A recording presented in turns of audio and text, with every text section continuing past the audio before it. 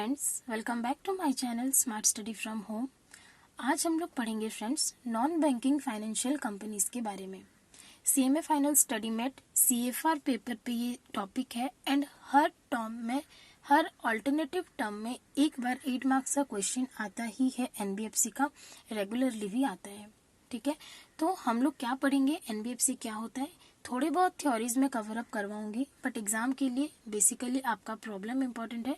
Book में 4 illustration दिया है, तो वो 4 मैं आपका सोल्यूशन करवाऊंगी। कुछ स्टूडेंट्स के डाउट भी थे, तो स्पेसिफिकली उनके लिए है, बाकी लोग भी देखिए। वैसे बहुत इजी चैप्टर्स है, बट अगर समझ में आए तो इजी है, नहीं तो ऑब्वियसली हार्ड लगता है। बट वो प्रॉब्लम सॉल्व करवाने के लिए मुझे कुछ कॉन्सेप्ट्स बताने पड़ेंगे, तो पहले हम लोग वो देख लेते हैं, उसके बाद हम लोग प्रॉब्लम्स करेंगे। ठीक है, देखिए एनबीएफसी क्या है बेटा। एनबीएफसी क्या होता है, देखो नेम क्या है, non banking financial companies. Financial companies तो ये समझ में आ रहा है कि एक कंपनी है, और फाइनेंशियल मीन्स जो हमको फाइनेंस प्रोवाइड करता है। लेकिन नॉन बैंकिंग है, नॉन बैंकिंग मतलब ये बैंक नहीं है। ये तीनों चीज तो आपको नेम से पता चल रहा है। क्या होता है फ्रेंड्स, एक्चुअली बैंक क्या होता है, किसी को भी बैंकिंग लाइसेंस अगर चाहिए तो उसको पहले आरबीआई से अप्रूवल लेना पड़ता है। आरबीआई उसको लाइसेंस प्रोवाइड करता है, उसके बाद वो बैंक बनता है। और बैंक का काम क्या होता है, वो पब्लिक से डिपॉजिट लेता है, लोन देता है, चेक्स एंड एटीएम फैसिलिटीज देती है। ये बैंक का मेन काम होता है। एनबीएफसी जो है ये कंपनी है, लेकिन ये बैंक नहीं है, मतलब इसको आरबीआई से लाइसेंस मिला हुआ नहीं है। तो ये क्या कर सकता है, ये डिपॉजिट ऐसे नॉर्मल नहीं ले सकता, कोई इन्वेस्टमेंट स्कीम्स उसके जरिए वो डिपॉजिट ले सकता है।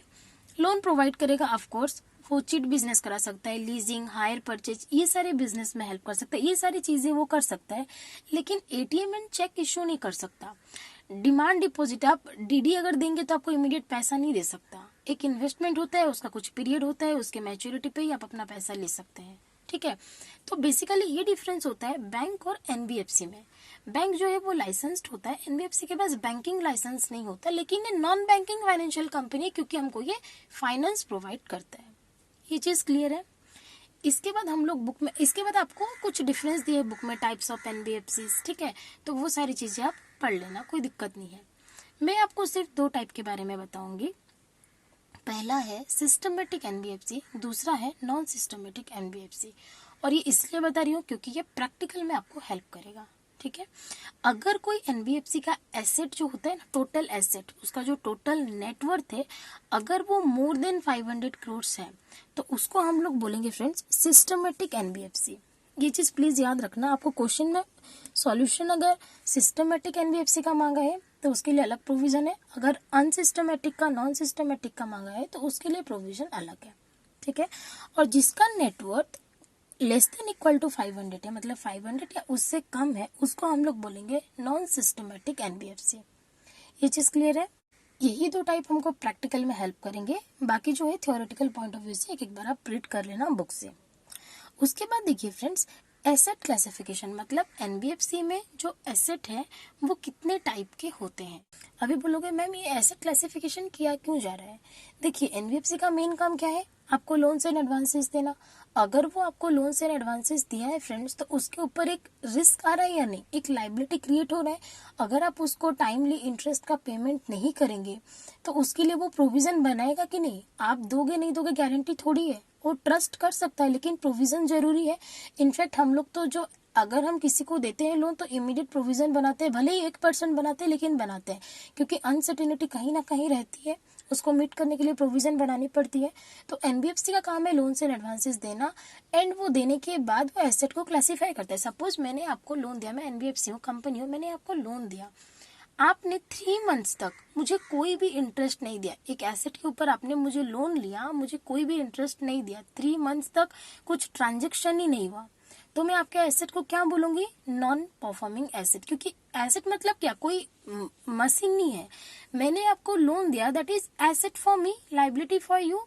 वो एसेट का बात कर रहे हैं कि मेरा जो एसेट है वो 3 मंथ्स तक कोई ट्रांजेक्शन नहीं हुआ, आपने ना इंटरेस्ट भरा, ना प्रिंसिपल, ना कुछ ट्रांजेक्शन नहीं हुआ, तो मैं आपके वो वाला जो मेरा एसेट है उसको मैं डिक्लेयर कर दूंगी नॉन परफॉर्मिंग एसेट, मतलब वो परफॉर्म नहीं कर रहा है।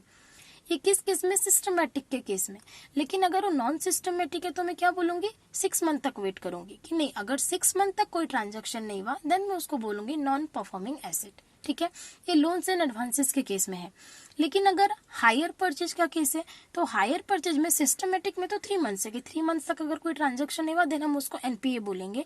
लेकिन नॉन सिस्टमेटिक में 12 मंथ्स दिया गया कि 12 मंथ्स तक अगर कोई ट्रांजेक्शन नहीं हुआ तभी हम उसको एनपीए बोलेंगे। तो ये जो एनपीए का क्लासिफिकेशन है friends, non performing asset, NPA stand for non performing asset.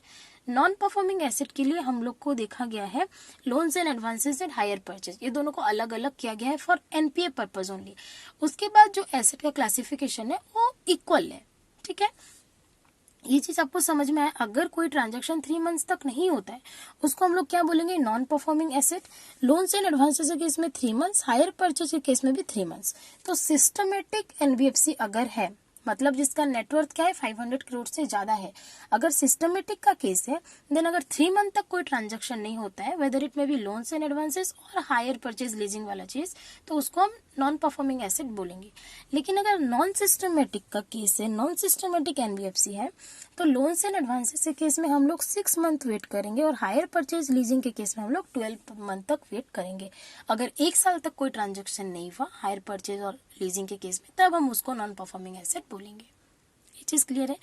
उसके बाद आता है, अगर आपका कोई एसेट एनपीए तो हो गया, 3 मंथ्स तक कोई ट्रांजैक्शन नहीं हुआ एंड एनपीए हो गया, लेकिन वो एनपीए रहा अप टू 12 मंथ तक, मतलब जिस दिन एनपीए डिक्लेयर हुआ वहां से फिर 12 मंथ तक वो एनपीए ही बन के रहा, मतलब कोई ट्रांजैक्शन नहीं हुआ, मतलब 12 से ज्यादा नहीं, अप टू 12 मंथ तक अगर वो एनपीए ही बन के रहा तब हम उसको बोलेंगे सब स्टैंडर्ड एसेट। तब वो स्टैंडर्ड नहीं रह जाता तब हम उसको क्या बोलेंगे? सब स्टैंडर्ड एसेट। ये चीज क्लियर हुआ आपका। लेकिन अगर नॉन सिस्टमेटिक का केस होगा तो हम लोग 18 मंथ्स तक वेट करेंगे, क्योंकि 12 महीने में तो हम उसको नॉन परफॉर्मिंग डिक्लेयर कर रहे हैं। ठीक है, उसके बाद अगर 18 मंथ्स तक वो एज इट इज एनपीए रहता है तब हम उसको क्या बोलेंगे? सब स्टैंडर्ड एसेट। क्लियर हुआ। देखो सिस्टमेटिक में क्या है, अगर एनपीए अप टू 12 मंथ रहा, not exceeding 12 month, up to 12 month रहा तो उसको सब स्टैंडर्ड बोलेंगे। नॉन सिस्टमेटिक केस में 18 मंथ को हम एनपीए बोलेंगे। एनपीए अगर 18 मंथ तक रहा तब हम उसको क्या बोलेंगे? सब स्टैंडर्ड बोलेंगे। उसके बाद last one is doubtful asset. Doubtful क्या होता है? अगर कोई एसेट सब स्टैंडर्ड बन के रह गया 12 मंथ से ज्यादा के लिए, समझ रहे हो, एनपीए हुआ, एनपीए अगर अप टू 12 मंथ रहा तो उसको बोलेंगे सब स्टैंडर्ड। अगर सब स्टैंडर्ड होके वो 12 महीने से ज्यादा रह गया तो उसको हम लोग क्या बोलेंगे फ्रेंड्स? Doubtful asset. और नॉन सिस्टमेटिक केस में है 18 मंथ। ठीक है, तो नॉन सिस्टमेटिक में मैक्सिमम 18 मंथ्स है और सिस्टमेटिक में 3 मंथ्स, 12 मंथ्स, 12 मंथ्स है। क्लियर है ये चीज। तो एसेट को कैसे क्लासिफाई किया गया? सिस्टमेटिक एंड नॉन सिस्टमेटिक दोनों को अलग अलग किया गया। एग्जाम में जब तक आपको कुछ भी ना बोले हम हमेशा सिस्टमेटिक ही सोचेंगे। अगर स्पेसिफाई कर दिया गया देन नॉन सिस्टमेटिक का जो प्रोविजन है वो एप्लीकेबल होगा। जब तक कुछ नहीं बोला है हम लोग उसको सिस्टमेटिक ही डिम्ड करेंगे। ठीक है, तो क्या बोला, अगर आपके एसेट पे कुछ भी ट्रांजैक्शन अप टू 3 मंथ्स तक नहीं होता है, सिस्टमेटिक का केस बोल रही हूँ, अगर कुछ भी ट्रांजैक्शन नहीं होता है उसको हम लोग बोलेंगे नॉन परफॉर्मिंग एसेट। अगर वो नॉन परफॉर्मिंग होके रह गया अप टू 12 मंथ उसको बोलेंगे सब स्टैंडर्ड। अगर सब स्टैंडर्ड होके रह गया मोर देन 12 मंथ तो उसको हम लोग बोलेंगे डाउटफुल एसेट। क्लियर है। नॉन सिस्टमेटिक केस में क्या बोला, अगर कोई एसेट में कोई भी ट्रांजैक्शन नहीं होता है अप टू 6 मंथ तक, अगर लोन्स एंड एडवांसेस का केस है तो एनपीए है, अगर हायर परचेज लीजिंग है तो अप टू 12 मंथ तक। उसके बाद बोला ये तो एनपीए हो गया, अगर कोई एसेट एनपीए होके अप टू 18 मंथ्स तक रहा तब हम उसको बोलेंगे सब स्टैंडर्ड। उसके बाद अगर कोई एसेट सब स्टैंडर्ड होके मोर देन 18 मंथ्स रहा तब हम उसको बोलेंगे डाउटफुल एसेट। ये चीज क्लियर हुआ। अभी क्या हुआ, जब एसेट का क्लासिफिकेशन हो गया डिफरेंट कैटेगरीज में, अब हमको पढ़ना है ये डिफरेंट कैटेगरीज के लिए कैसे प्रोविजंस बनाई जाती है। ठीक है, मतलब हम देखेंगे कि अगर कोई एसेट एनपीए है तो इसके लिए हम कितना % प्रोविजन रखेंगे, अगर कोई एसेट सब स्टैंडर्ड है तो इसके लिए हम कितना % प्रोविजन रखेंगे, अगर कोई एसेट डाउटफुल है तो इसके लिए हम लोग कितना प्रोविजन रखेंगे। इसके बाद आप 2 चीज और देखोगे, एक होता है लॉस एसेट, ठीक है, और एक होता है स्टैंडर्ड एसेट। स्टैंडर्ड एसेट क्या होता है फ्रेंड्स? स्टैंडर्ड मतलब जिसके रिलेटेड कोई रिस्क नहीं है अदर देन नॉर्मल रिस्क। जैसे मैंने बोला अगर अच्छे से अच्छे पर्सन को भी आप लोन्स एंड एडवांसेस देते हैं तब भी नॉर्मल रिस्क तो रहता है, एबनॉर्मल भले ना हो, वो डिफॉल्टर ना हो लेकिन नॉर्मल रिस्क रहता है। इसीलिए एनबीएफसी क्या करता है, स्टैंडर्ड एसेट के लिए भी, जो कि पहले तो एनपीए होता है, एनपीए ना भी हो, वो स्टैंडर्ड है, रेगुलर ट्रांजैक्शन हो रहा है, तब भी उसके लिए एक छोटा सा अमाउंट का प्रोविजन रख लेता है। 0.25% एंड 0.4% है, ठीक है। 0.25% का वो क्या करता है, 1% भी नहीं रखता, 0.25% का प्रोविजन रख लेता है। और जो लॉस एसेट है उसके लिए हमेशा 100% प्रोविजन रखना पड़ता है। क्लियर है।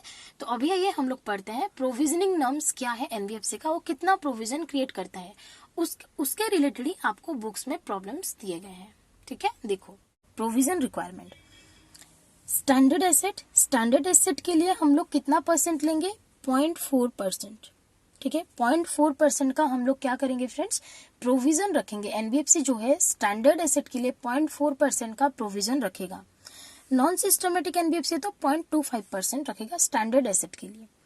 सब स्टैंडर्ड एसेट के लिए कितना रखेगा, 10% रखेगा, ठीक है। सब स्टैंडर्ड के लिए हमेशा फिक्स्ड 10%। अगर आपको दिख गया कि एक एनबीएफसी का 100 करोड़ का सब स्टैंडर्ड एसेट है, तो वो कितना का रखेगा, 100 करोड़ का 10%, 10 करोड़ का वो प्रोविजन रखेगा। और आपको बुक में डायरेक्ट प्रॉब्लम्स दिए जाते हैं, एकदम दे देगा आपको अमाउंट कि स्टैंडर्ड एसेट इतना है, सब स्टैंडर्ड इतना है, लॉस एसेट इतना है, बताओ कि एनबीएफसी कितना प्रोविजन क्रिएट करेगा, ठीक है। तो बहुत इजी क्वेश्चन है, बट आपको ये समझ में आना चाहिए कि ये कितना कितना परसेंट का रखना चाहिए किस किस केस में, क्योंकि आपको जो बुक्स में दिया गया है वो दिया गया है 2012 तक ऐसा था, 2017 तक ऐसा था, 2018 में ऐसा हुआ। That's why students are getting confuse कि मतलब एप्लीकेबल एक्चुअली कौन सा है, बिकॉज बुक्स में क्लैरिटी नहीं दी है। ओके, तो आई थिंक आपको ये नोट्स के बाद हेल्प हो जाएगा एंड आप लोग सारा प्रॉब्लम सॉर्ट आउट कर पाएंगे। वैसे मैं करवा दूंगी, जो 4 प्रॉब्लम है वो मैं करवा दूंगी। ओके, सब स्टैंडर्ड एसेट पे 10% रखना है, दोनों को रखना है, स्टैंडर्ड है, ठीक है। तो सिस्टमेटिक एक है, एक नॉन सिस्टमेटिक है। बुक में कुछ भी मेंशन नहीं किया है, आपको सिस्टमेटिक पे जाना है, ठीक है। सिस्टमेटिक में क्या है, स्टैंडर्ड एसेट 0.4%, नॉन सिस्टमेटिक है 0.25%। सब स्टैंडर्ड एसेट के लिए दोनों के लिए 10%। क्लियर है। इसके बाद है डाउटफुल। अभी फ्रेंड्स, डाउटफुल में आपको 2 चीज देखने को मिलेगा, एक है डाउटफुल सिक्योर्ड, एक है डाउटफुल अनसिक्योर्ड। मतलब डाउटफुल एसेट जिसके अगेंस्ट में एनबीएफसी के पास कुछ सिक्योरिटीज है, एंड कुछ ऐसे डाउटफुल एसेट जिसके लिए हमारे पास कुछ भी सिक्योरिटीज नहीं है, ठीक है। तो डाउटफुल अगर सिक्योर्ड है और कोई एसेट अगर डाउटफुल है अप टू 1 ईयर, 1 साल तक अगर वो डाउटफुल है, तो उसके लिए हम लोग कितना परसेंट का प्रोविजन रखेंगे, 20%। 1 to 3 ईयर्स के लिए रखेंगे 30%, मोर देन 3 ईयर्स के लिए रखेंगे 50%। 20%, 30%, 50%। क्लियर है। नॉन सिस्टमेटिक में भी यही चीज है। तो आप यहाँ पे देख सकते हैं सिस्टमेटिक एंड नॉन सिस्टमेटिक में डिफरेंस क्या आया, ओनली स्टैंडर्ड एसेट को लेकर डिफरेंस है।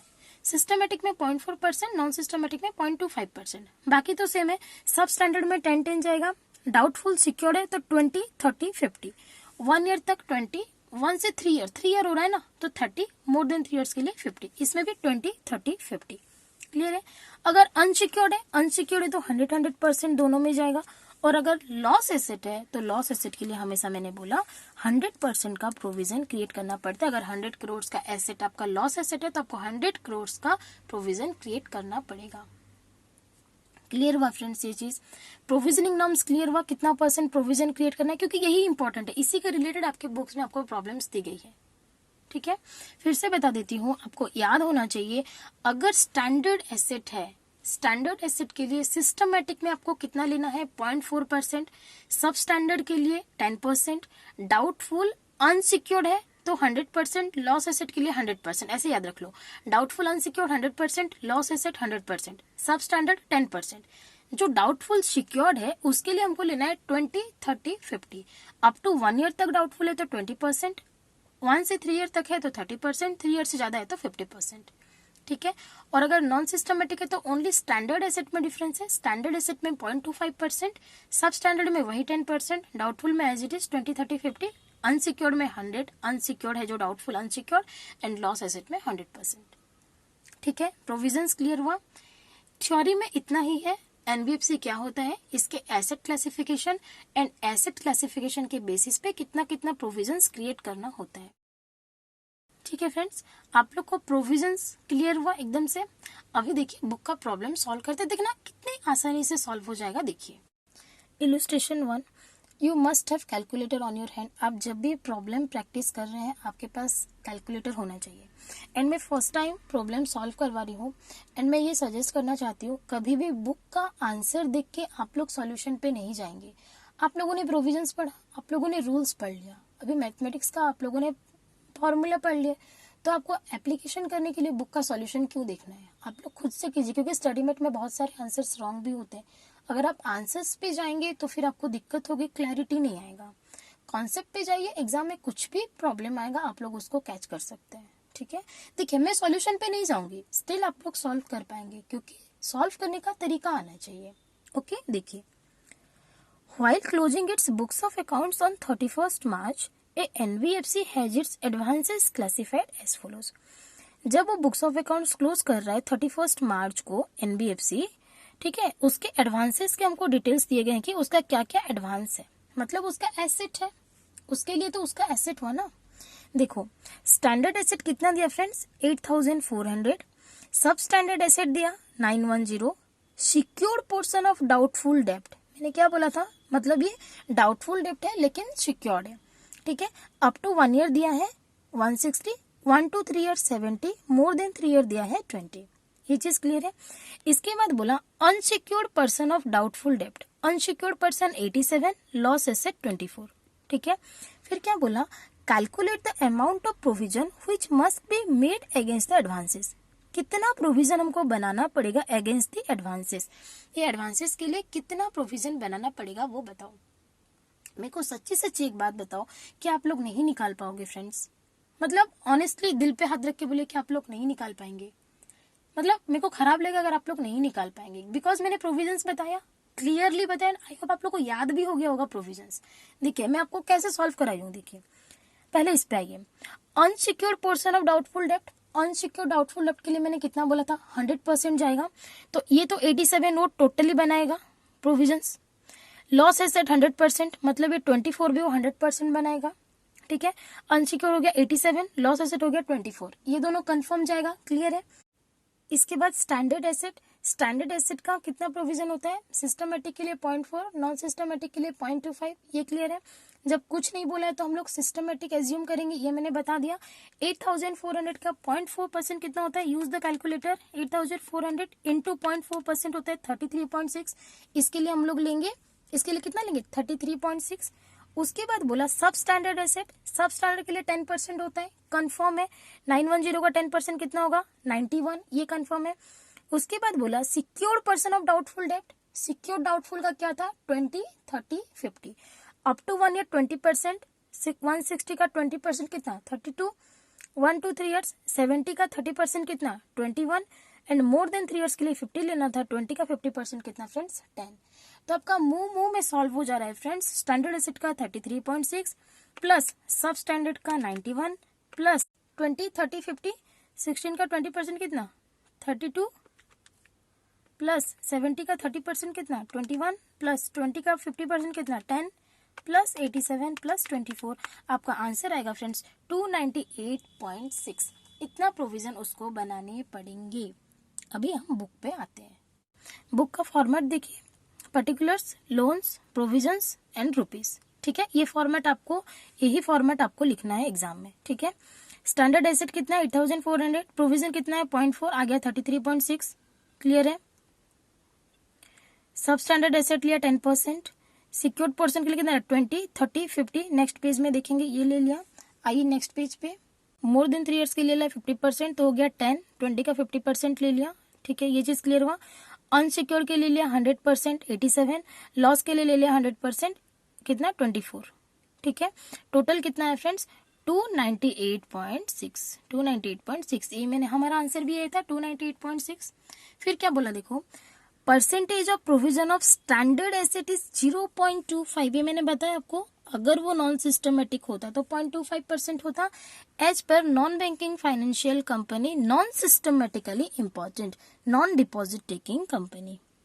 ठीक है, अगर नॉन सिस्टमेटिक होता तो हम लोग 0.25% लेते, वही क्लैरिफाई कर दिया कि आपको डाउट ना आए। ठीक है, तो इलस्ट्रेशन 1 समझ में आया, कुछ था क्या बताओ, बस इतना है कि आपको प्रोविजन समझने हैं, उसके बाद तो सॉल्यूशन आराम से निकल जाएंगे। उसके बाद देखिए इलस्ट्रेशन 2 में क्या दिया है, देखिए इलस्ट्रेशन 2 में दिया है While closing its books of accounts on March 31st of financial year, a non-banking financial company has its advances classified as follows. Standard दिया है, सब स्टैंडर्ड दिया है, सिक्योर्ड पोर्शन ऑफ डाउटफुल डेब्ट दिया है, अनसिक्योर्ड दिया है, लॉस एसेट दिया है। बोला calculate the amount of provision which must be made against the advances. सच्ची सच्ची बताओ, नहीं कर पाओगे क्या? मतलब इलस्ट्रेशन 1 एंड 2 में कुछ भी डिफरेंस है क्या? कुछ भी डिफरेंस नहीं है। तो मैं ये सॉल्यूशन आपको नहीं कराऊंगी। आप लोग को ये सॉल्यूशन होमवर्क है, आप लोग को खुद ये सॉल्यूशन करके आना है। क्लियर है? क्या करेंगे? स्टैंडर्ड एसेट के लिए कितना लेंगे? 0.4%, सब स्टैंडर्ड के लिए लेंगे 10%, सिक्योर्ड के लिए 135 दिया है, 20, 30, 50 ये लेना है, अनसिक्योर्ड का 100% लेना है, लॉस एसेट का 100% लेना है। आपका आंसर रेडी हो जाएगा। क्लियर है? इसके बाद देखिए illustration 3। While closing its books of accounts on 31st March, NBFC has its advances classified as follows. Standard asset दिया है, सब स्टैंडर्ड एसेट दिया है, नेक्स्ट पेज पे सिक्योर्ड पोजीशन ऑफ डाउटफुल डेब्ट दिया है। ठीक है, देखो वही दिया है, up to 1 year, 3 year and more than 3 year. Unsecured portion of doubtful डेब्ट दिया है, लॉस एसेट दिया है। Calculate the amount of provision which must be made against the advances. ठीक है, कुछ भी डिफरेंस नहीं है इलस्ट्रेशन 1 से 2 और 3 में। 1 मैंने करवा दिया है, 2 एंड 3 एज इट इज है। आपको बस परसेंटेज लेना है, 0.4%, 10%, 20, 30, 50% एंड देन 100 एंड 100%। ठीक है, आप लोग प्रोविजंस फिर से पढ़िएगा एंड ये तीनों सॉल्यूशन आप कर लीजिएगा। इसके बाद फ्रेंड्स जो इलस्ट्रेशन 4 है वो आपका एक हायर परचेज रिलेटेड क्वेश्चन है। ठीक है, और जो कि बहुत इंपॉर्टेंट क्वेश्चन है, और ये क्वेश्चन में स्टूडेंट्स को बेसिकली थोड़ा सा प्रॉब्लम्स आती है क्योंकि क्वेश्चन वैसा है, बुक में थोड़ा क्लियर नहीं दिया है। तो ये वाला जो सॉल्यूशन है ये मैं आपको नेक्स्ट पार्ट पे, एनबीएफसी का 2 पार्ट बनेगा, पहला पार्ट मैंने पढ़ा दिया, नेक्स्ट पार्ट पे मैं आपको इलस्ट्रेशन 4 कम्प्लीटली सॉल्व करवा दूंगी। ठीक है, आज के लिए इतना ही। Take care, bye bye.